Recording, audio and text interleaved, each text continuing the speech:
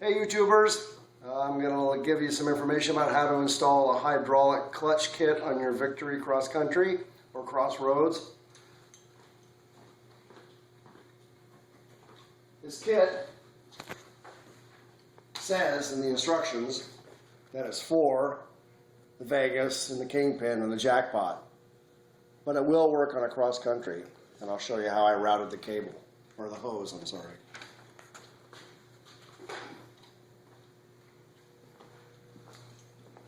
There's the unit mounted up on the handlebars. You see the cable comes out here, or the hose. Gotta stop calling it a cable. The hose goes along here, and it goes into the fairing and around the triple tree. Now when it comes back, it goes along the left side of the bike, not the right side like the old clutch cable did. The cable that comes in the kit, because it's meant for a different model of bike, needs to be a little bit longer for that. So what we do is we route it on the left side of the bike, and it works just fine. So here I'm going to take off the bolts that hold the tank. I'll show you how I routed it.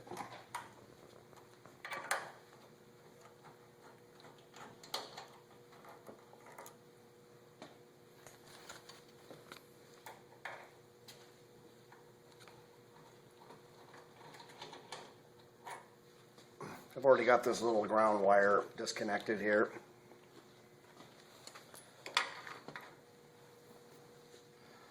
Now when you raise this tank up, you got to be careful of these little rubber grommets inside here that want to fall out.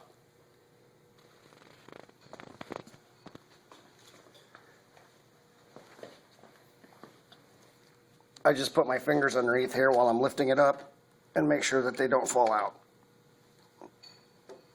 These little puppies right here.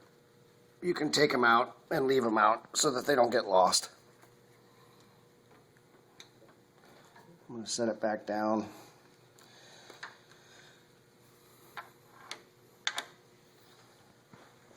And I'm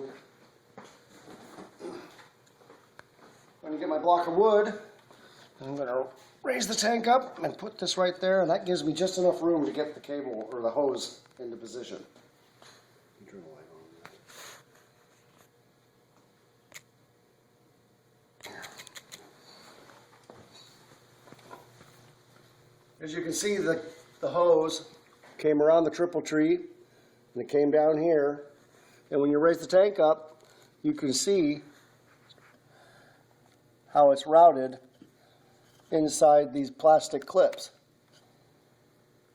It follows this wire loom all the way down. Here's another plastic clip that it can sit in. I'm going to take it underneath here, and like I said in my previous post, I took it around the boss where the bolt for the seat goes into, and then it comes down and it lines up with the slave cylinder just perfect, and it leaves the bleeder valve sticking straight out so it's easy to bleed.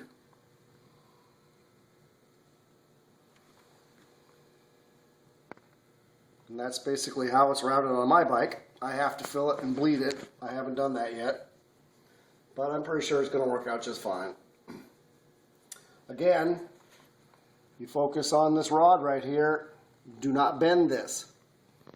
So if you're going to tighten up your banjo bolt, do it with this whole slave cylinder detached so that you can hold it in your hand or put a wrench on the outside of the housing. If you bend this rod, the slave cylinder won't work anymore. And you can see that the slave cylinder fits into the same bracket where the clutch cable was. And the other end has a fitting on it just like the cable did. And it sits inside the clutch arm just like the cable did. That's pretty much it. Like I said, the routing is fairly simple. There's already clips there for you to use. So go ahead and tackle the job. It's a piece of cake.